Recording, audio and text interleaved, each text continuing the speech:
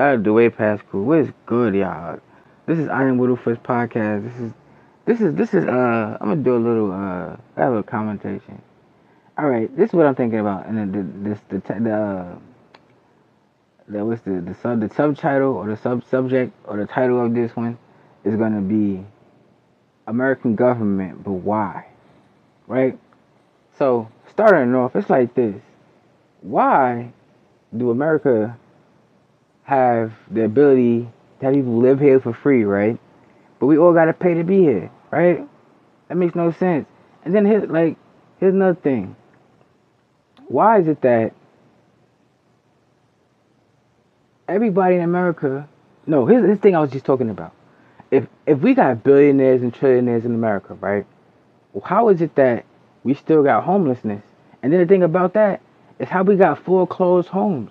How we got empty houses with nobody occupying them, but we got people living outside in the streets and shit. You feel me? And then here's another thing I was thinking about. If there's billionaires, trillionaires, and millionaires, right? Won't each billionaire or trillionaire from each state, or millionaire too, if they could do it, from each state, give each person in that state at least $1,000? Wouldn't that help? That would help everybody, right? A one-time thing, boom, boom, bang, pow. You feel me? And they would still be rich. Like if you're a billionaire, trillionaire, and you decide to donate or give each person in your state, a billionaire from each state donated $1,000. You feel what I'm saying? Or two, you feel me? Or 2,000 to each person in their state. You would still be a billionaire, trillionaire. You would still be rich. You feel what I'm saying? Why don't that happen though? You feel me? Because I feel like it's just greed, y'all. I feel like it's just greed. It gotta be. You feel what I'm saying? And then think about it. As a black person, right? If back in the day slavery was like this, you wake up early in the morning, crack of dawn, and you gotta pick cotton, right? You pick cotton. Now you don't set the time of the day. You don't set your hours. You don't set when you get a break. None of this stuff. You just gotta get your ass up and work, or you're gonna get your ass beat, right? That's the reality that my ancestors had to face, right? So they get up at the crack of dawn, going to pick cotton from a field, right? Now they got this sack on their back, right? Now the sack gets heavy. Not only that, from what I've researched and from what I've seen with my own eyes, on you know what I'm saying, it was like cool, like cotton got like these pricks on them too. It could like prick your fingers and all of this. It's like some type of thorn type thing around it, right? So imagine it's an entire field, a whole field, y'all, like a whole like acres. You feel me? Of nothing but snow, white stuff. That snow, right? That talking about cotton. I'm talking about cotton, y'all. Talking about that cotton. But when you see it, it looks like snow. You feel me? Snow on ranches, right? So boom, that's the thing. You going down the whole line, acres, might I add, of picking cotton. You going down rows and rows on these acres of land picking cotton, right? Mind you, the sacks get heavy, right? This is how our slaves had to work. This is how our ancestors. I meant to say ancestors, but I said slaves, but I was thinking ancestors. That's how it's like. But anyway, this is how my ancestors had to work. You feel me? The sacks get heavy. You pallet with cotton, right? Now, mind you, they had a quota, right? If your sack did not weigh a certain weight by the end of the day, you had to pick double the next day, which means your sack had to be 2 times as heavy as it was the first day. If you didn't get it right the first day, you had to do double the next day. You feel me? Now, that shit is crazy. You feel me? And it's not just men doing this. It's men, women, and children, y'all. Imagine that. Imagine you having to get up early as hell, pick cotton until you're told to stop, basically, because you couldn't just say I don't want to do this no more, or something's gonna happen to you. You feel what I'm saying? Now, I'm pretty sure they didn't want to do the shit. You feel what I'm saying? But here's the reality. They didn't receive no profits for their labor. No profits at all. They was picking this cotton, right? Our ancestors picking this cotton, bringing these sacks in of cotton, weighing them in, and then they just processing the cotton, And the people who are doing this labor, our ancestors, which is the slaves, right? Not getting paid they're not getting paid no retributions for it. No, none of that. They getting probably a spool or some water at the end of the field. You feel me? If that. You feel me? Probably got a little bit of water going around for each person. And it's, mind you, it's mad. I'm from New York. It's mad people, which is a lot of people in these fields, and they got water going around in rations, right? I'm just trying to broaden the picture for you, right? Now, me personally, I couldn't do that, bro. You know what type of labor that takes to actually have to push through? Son, if you see the size of the bags they had to carry, you feel what I'm saying? It's just unbearable. I could not do that. So much respect, love and light, and condolences to my ancestors. That's why I'm glad they did what they had to do. They didn't have to do it, but they did what they needed to do to get through what they had to get through to have me and people like myself here today. So it's always salute to them, you know. And I say I'm grateful, man. I pay homage to my ancestors, man. And it's just wild, man, to think. Then you think about today's world we live in, right?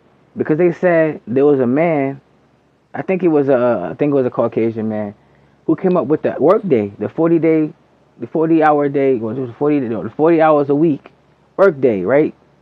Because I heard allegedly this is how it is. I heard it was supposed to be. It's enough hours for you to stay alive and work and not die and feel too tired. You feel what I'm saying, or something like that. That's how it's supposed to be set up for you to be able to work and not die. You feel what I'm saying?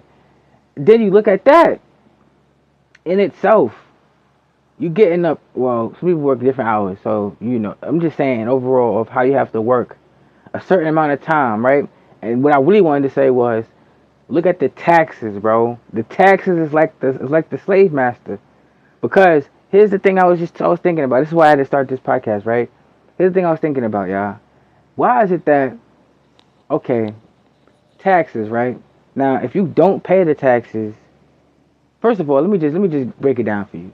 All right, there's stuff that the government do with our money that we don't agree on, that we don't agree for them to use it for, or we don't even know about. And how do I know this? Because every chance they get, they remind us whose money is funding whatever they doing that we don't agree with by saying what, my people? Tax dollars, taxpayers dollars, taxpayers dollars. Why are you always telling us or reiterating to us what we paying for if we don't agree to pay y'all in the beginning? Like, bro, who the hell wants to pay taxes if you don't have to? Nobody. But if we don't, now here's the thing that I was saying. If we don't pay the taxes, right, what happens? An agency that starts with the I, ends with the S, right, comes after you. Why is that? If you're supposed to have free reign to your own money, right? Isn't that like a modern day slavery? Come on, like, how does that make sense? You sit up here and tax, right? But at the same time, if we don't want to pay it, like, people have their assets seized or property seized or garnished, or they check garnished and stuff like that, right? Why is that? But then at the same token, when we paying it, y'all using the money that we don't want to pay to y'all for things that we don't agree on, like wars or funding some type of research for, say, for example, putting titties on a orangutan or or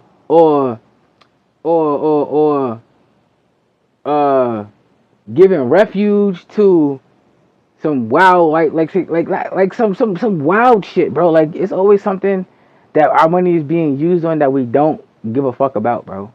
This thing right here with the war. Why would, now honest to God, I believe in the Most High, you feel what I'm saying? All praise to the Most High. Why would I want to pay for a war, bro? You feel me? Like, aid. They saying aid. This is all alleged, right? They saying our money is being used for a war. Bro, we don't want to bomb no innocent people. Like, they keep taking money that we paying, right? Our taxpayer dollars to fund a war that we don't support. Why is that? And then They go into a country, you feel what I'm saying? They supporting a country that's just genociding people, bro. Meaning they just inhumanely bombing people for no reason. Now, why in the hell would we support that? Why would we want to pay for that? You feel me? Why? What sense does that make? If we all over here God-fearing people, we don't want to see nobody get blown up in smithereens. We don't want to see people lose their life for no reason, bro. Come on. How would we feel as Americans if, God forbid, something happened on our land and some of our people got blown up? We would feel sorry, like we would feel empathy, like damn, that's messed. Like that didn't have to happen. That didn't have to happen. You feel what I'm saying? We'll have the deepest empathy and condolences for the person's family, and things like that. And we would never want to do nothing to deliberately kill folks or unalive folks, bro. That's just not right, bro. You know what I'm saying? And then the thing is, the people that we helping, this country that we helping, y'all know the country that we helping, the leader of the country, I feel like is a fucking extremist to the fullest extent. You feel what I'm saying? Because I feel like, honestly, if you could honestly just blow people up, hospitals, schools, men, women, and children, with no problem and sleep good at night, you're wicked, bro. You're dark and you're wicked. You feel me? Even as they saying the settlers, who I'm thinking is like probably the I think the Zionist Jewish folks who's there. I'm not really sure because I'm not in the country. This is what I'm hearing allegedly. So I think they saying the settlers, right, are killing people. Bro, this is what I gotta say.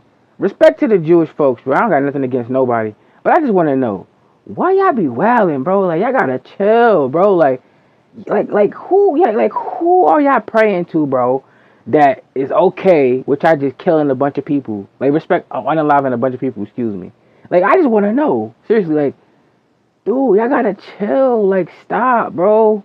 Like enough is enough. Like, cause like, bro, like that shit ain't cool, bro. Y'all can't be doing that, man. As a black person, saying like, bro, y'all gotta chill, bro. If y'all really want to be like, I don't really know y'all culture or that, I don't know y'all religion and all that, but if y'all want to be like that, don't y'all think y'all should be more peaceful and start like negotiating terms to like non-violence, my nigga? Cause y'all just blowing shit up.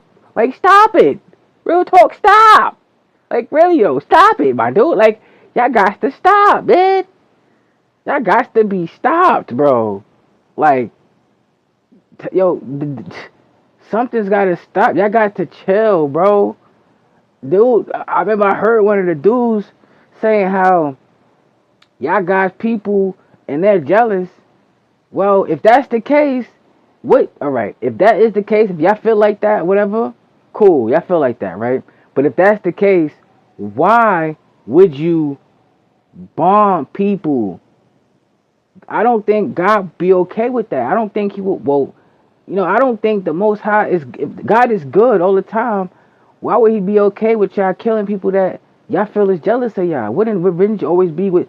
Vengeance is not yours to take. Vengeance is always going to be the Most High's, right? So won't you just let Him do His job and do what He gonna do? Work out karma, work out revenge, or let Him work out His vengeance. Y'all don't have to take it into your own hands. You feel me? That's like isn't that kind of like I don't even know the damn word, bro. I ain't even gonna hold you. Like I mean with an H, heathen like. Isn't that kind of like heathen like, y'all? Like y'all gotta chill. Y'all can't be taking matters into your own hands, feeling like these people that y'all bombing and killing, which is the Palestinians. You feel what I'm saying? Who have a right to the land. Y'all just share, bro. Sharing is caring. You feel what I'm saying? Y'all have to share, bro. Come on, y'all acting like stubborn siblings that don't want to. Well, actually, y'all not, because y'all killing people. So that's not cool, bro. Y'all gotta chill, bro. You feel me? If y'all really want to be good people, which I believe y'all could be, bro, y'all gotta chill, bro. Because, bro, that's not cool, man. And then we helping y'all too. Like, we giving money. Us people going to work hard on money that we paying for. Our tax dollars going to support and aid y'all. Bro, we don't want y'all to be doing that. Stop. Like, chill. Be happy with what y'all got. Like, you feel me? Stop being radical and stop being extremist, bro. Like really honor the Most High, honor the God that y'all believe in, and really just call it quits. You feel me? Let revenge be the Most High. Don't take vengeance into your own hands, man. Word, cause y'all gotta chill. You feel me? That little white flag with the blues with the star, man. Y'all gotta chill, man. Word, I can't be doing that. Word up. That's what I don't get. And then you got Trump. Trump. This dude swearing up and down that he's gonna conquer Iran, dude. I don't think Trump don't know who he playing with, bro.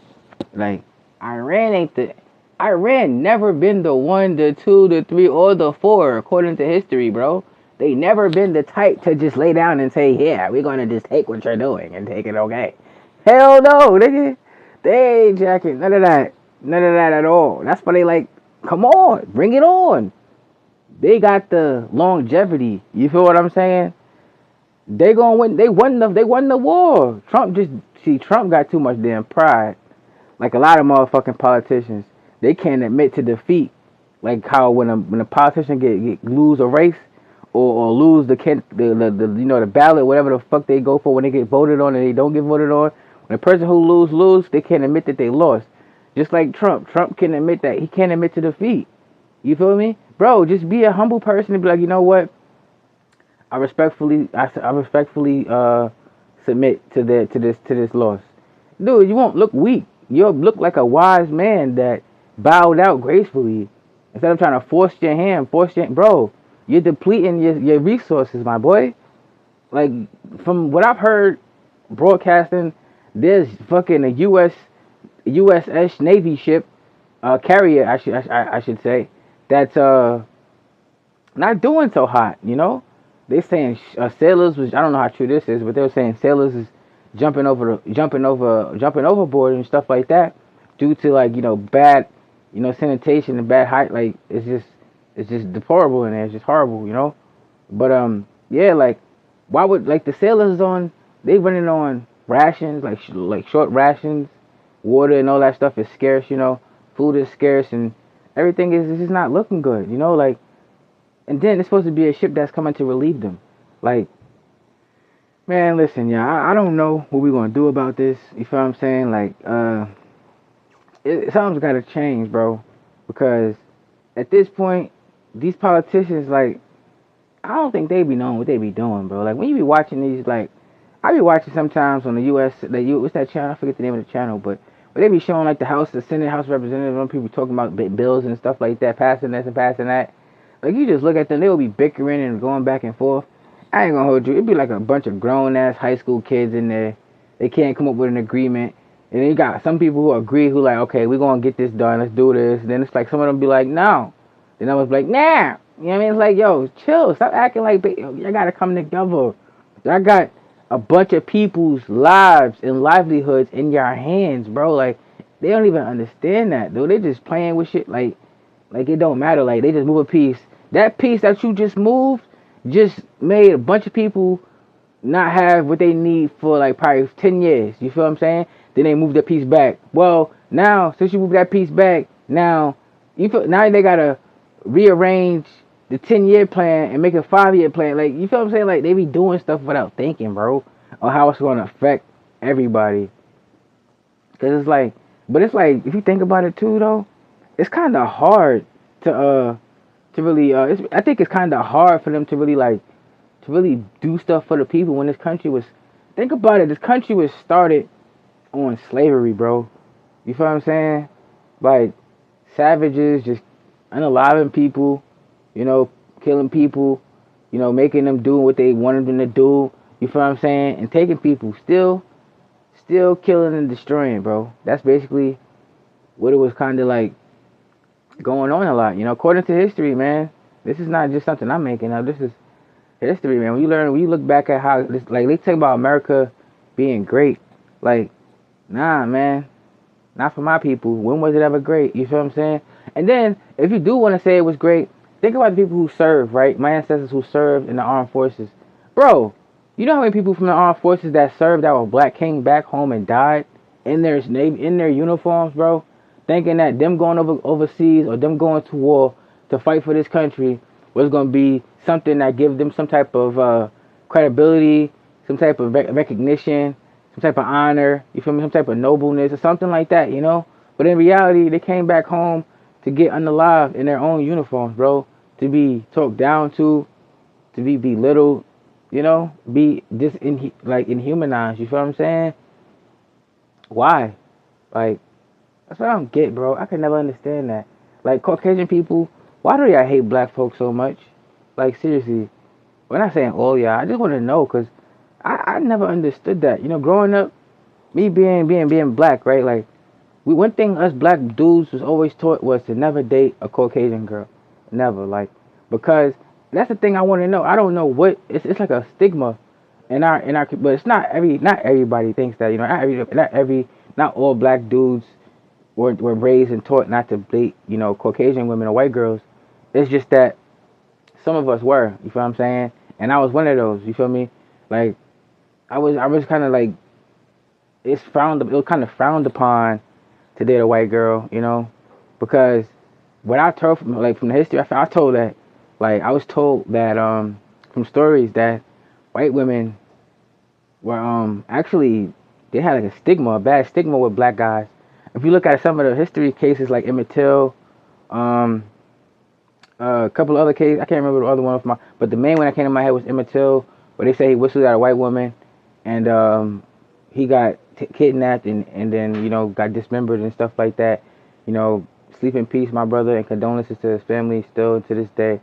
Yeah, and then a bunch of other brothers who probably got falsely accused of doing stuff to Caucasian women, just like the Rosewood situation.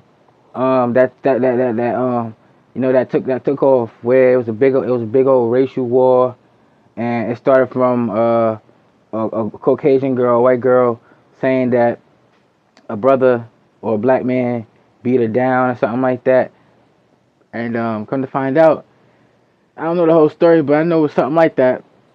Well, a Caucasian lady or white girl had said something that a black man did, and he didn't do it. It was actually her husband who did it. Not, I don't think it was her husband. I think it was a drifter, somebody who was coming through. 'Cause I seen the movie, and the movie is actually based off a true story, you know. And them to use that with Fanny was actually showing that white women did start a lot of racial wars, bro. Where just think about that, like imagine being hated because of the color of your skin. You feel me? Like I used to like as a kid, I used to sit and think like learning about this stuff, you know, learning about history and stuff, learning like, you know, because they teach you what they teach you in history books, even though we know it's all lies now. But I used to think like, how could I be hated because of the color of my skin? Like I can't even control that. Like I didn't even do nothing to earn that.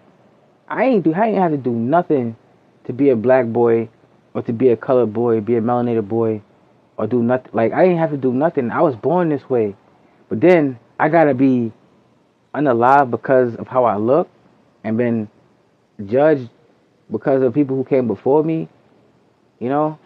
And the thing I don't get is because why is it that like black skin gotta be bad, you know? What's like then I started thinking like didn't I look at the KKK and stuff? I'm like, well, if black skin is bad, why is white skin good? You know? Why black skin can't be good too? You know? And what about white skin that make white skin good and not bad? And what about black skin make black skin bad and not good? Like this is questions I'm asking myself as a kid. This is elementary school brain to me. You know, this is elementary school brain. So I'm thinking, like, I never really got the answer to that question until I got older. But I'm thinking to myself, like, why? Then to me, I started noticing the differences. Like, I'm like, okay, I got black skin. Then I'm seeing white people. I'm like, okay, they got white skin. Then I'm seeing the hair textures change. I'm asking my dad this. God bless his soul. I'm asking my dad, like, Dad, why do my hair look like this and his hair look like this? Talking about a white boy, right? So I'm like, and my dad didn't really know how to answer that question cause I don't really think he really answered it, cause he probably I don't know how he didn't answer that. I don't know, cause I don't have an answer to say, you know. Oh, I guess he said, you know, the typical generic answer, you know, that's how God created us, you know, and I get that. That's a good answer to say to a kid, but it's like, what, all right, if that's the case, what about that And what about me makes like what makes that extremely good and what makes me extremely bad and what makes me not good and what makes them not bad, you know? Like what that's what I'm thinking. And it's crazy because when I was a kid I had a car accident and my roommates well, I had a roommate and my roommate was a little white boy. I think his name was Christopher or something like that. I forget his name. But I think it was something with a C or something like that. I don't know. But I had a roommate and he was a little white boy, and I'm a little black kid. So it's like I didn't understand why we weren't able to like. Not saying it was segregated or nothing, but like looking back in the days, like why wasn't it okay for us to, you know, why my skin had to be bad and his skin wasn't bad, and why his skin wasn't good and why my skin was. I just didn't understand, you know. So I used to chill with this man, like, cause this was my roommate. So his mom and dad was two white per people, right? And then my dad was there, so it was like a black dude. So it's like a little black boy. So then we bonded over Star Wars. You feel what I'm saying? I didn't know nothing. To be honest with you, I didn't know nothing about Star Wars at all. But I used to get in my wheelchair and wheel over to, cause I see him over there playing with his little figurines and stuff. And he was big on Star Wars all the time. And his mom and dad used to see me, and they used to always like say good morning to me and address me and stuff. So I'm a kind kid. I was raised properly to be kind and stuff. So I would say hi. I'm not one of those. I don't know. Like I'm not a stuck up person where I'm absorbed by hate or nothing like that. Cause I don't hate anybody. I ask questions. And I want to find out stuff. That's what I rather do. I rather question something and get the answer and to make my decision based on that. So all the time I would see him with his figurines. So one day I got up, got in my wheelchair, and I went over there. And I was a small boy. I was like around 7, 8 years old, small boy.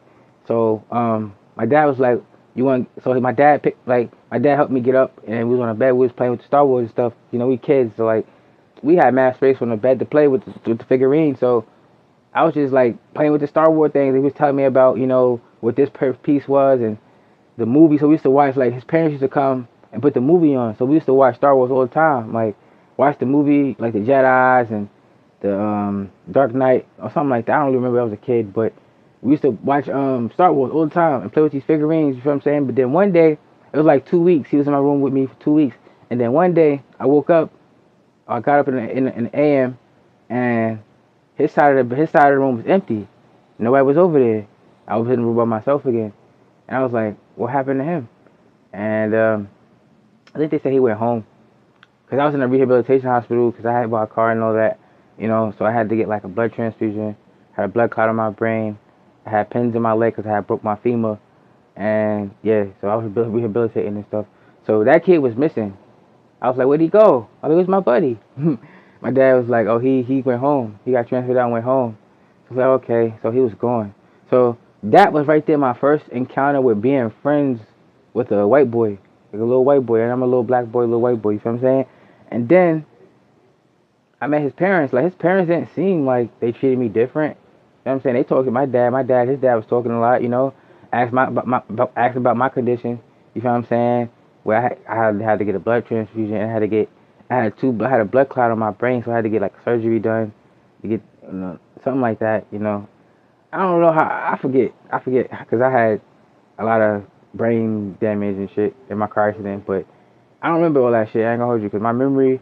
Because when I had it done, my whole shit got like my whole everything was done. Like when I woke up in the hospital, I didn't know how to walk, I didn't know how to talk, and I didn't know who nobody was. You feel me?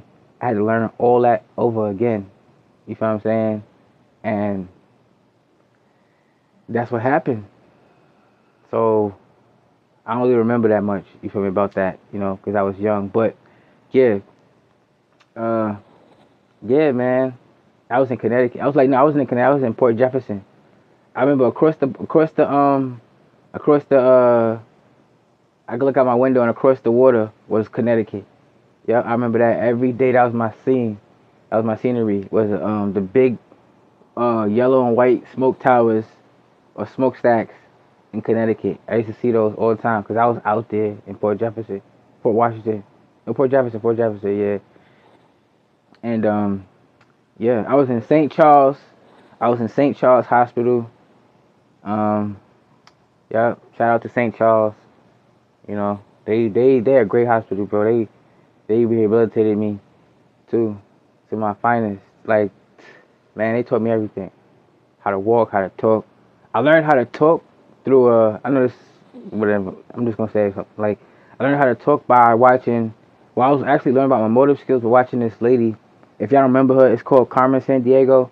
She had like a red coat on, and it was this lady, this black lady who used to narrate or was the host or something like that. I forget her name. And I used to always play that game to build my cognitive, what is it, cognitive dissonance or something like that. I don't know what the lady said, but it was built my brain functions, like my motive skills and stuff, and how to figure stuff out and get back on point with, using my brain. That's how I was able to, bounce back because I tapped in. Yeah, but yeah, man, like basically in this podcast, it's basically just me talking about, like things that really make sense, man. That you want to think about, like the Matrix today that we live in, you know, the Matrix we live in today about going to work. You know what I'm saying? And then it's like when you want to have your own wealth, you can't because you can, but you get taxed. Like, who created taxes? You know what I'm saying? And why does it work the way it works? Like, why does the system work the way it works? You know? Why do we gotta pay taxes? You know what I'm saying? Why do we live in a planet that's we born on here for free, but we gotta pay for water, we gotta pay for this, we gotta pay for everything, right? Why is there so many homeless people on this planet, but there's billionaires and trillionaires, right? Why each person from their state that's a billionaire or a trillionaire can't donate $1,000 to each person in their state and they'll still be rich? You get me? Like, why can't we do that? Why things like that can't happen? You feel what I'm saying? Why black folks gotta be discriminated against or be looked down as lazy and all this type of stuff when we played a huge contribution to this country? You feel what I'm saying? Probably more than we wanted to, but we did it. You know what I'm saying? And not to mention, we are the first beings. We're the first people. You feel what I'm saying? We're the aboriginals. You feel what I'm saying? Of this land. We ain't trying to brag, and we are kind of tooting our own horn. But at the same token, you don't see us out here trying to oppress another nation or nothing like that. We civil people. We really just want to be left the F alone. You feel what I'm saying? So on that note, I'm gonna end y'all right there, man. It's your boy Iron Whittlefoot on Iron Podcast. Iron Whittlefoot's podcast. Hope you have a good one. Hope y'all enjoyed this episode. Peace.